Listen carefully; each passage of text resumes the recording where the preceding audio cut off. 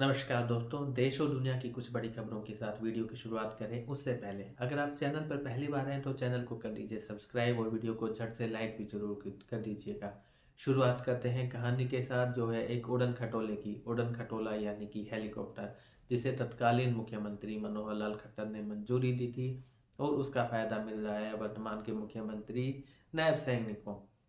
और इससे आहत हो गए हैं एक पूर्व मुख्यमंत्री यानी भूपेंद्र सिंह हुड्डा। वो सरकार पर हमला बोलते हैं, कहते हैं कि सरकार का ध्यान जनता की समस्याओं पर नहीं है बल्कि शान और शौकत और ऐशो आराम पर है।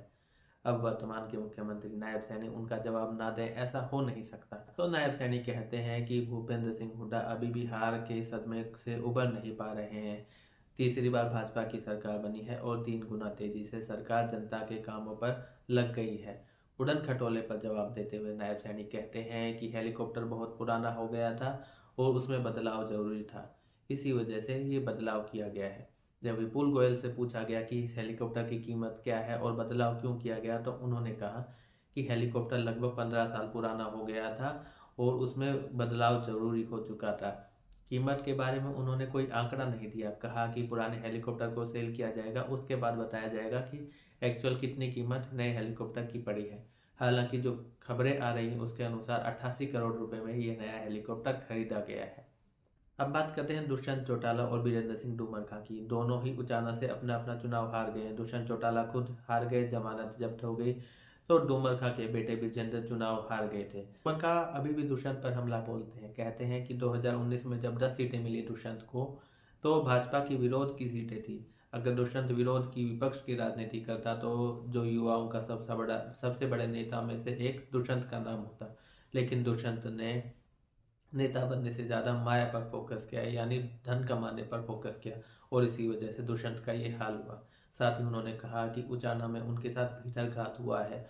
कुछ कांग्रेस के नेता थे जो निर्दलीय खड़े हो गए, जिन्होंने वोट काटे और भाजपा ने भी उन्हें अंदर खाते समर्थन किया।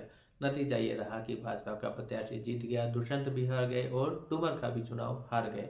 अब बात करते हैं कुलदीप के कांग्रेस में जाने की, भाजपा छोड़ने की। तो किशन बेदी इस पर एक चुटकी लेते कहते हैं कि कांग्रेस तो एक डूबता हुआ जहाज है, वहां पर कौन जाएगा, वहां से तो सब छोड़ छोड़ करके आ रहे हैं।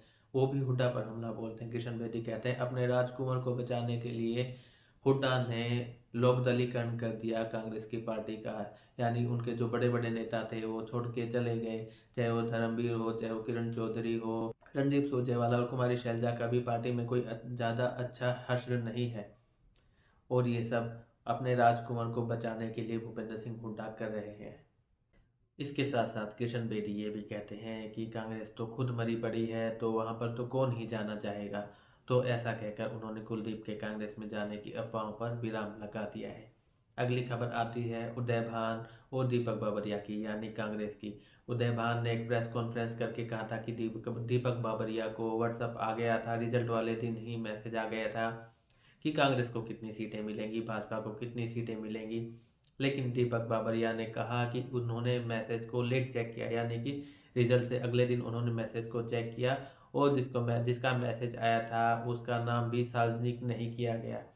कहते हैं कि अगर उसका नाम सार्वजनिक कर दिया जाएगा तो उसका मर्डर भी हो सकता है, इसी वजह से वो नाम को पब्लिक डोमेन में लेकर के नहीं आ रहे हैं, ऐसा उदय भान का कहना है।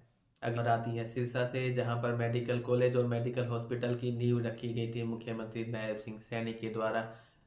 मंच पर गोकुल सेतिया जो कि कांग्रेस के विधायक हैं, उन्होंने जम करके तारीफ करी सीएम नायब सिंह सैनी की मेडिकल कॉलेज देने पर। उन्होंने धन्यवाद धन्यवाद कहा और सीएम सैनी की खुलेआम तारीफ की।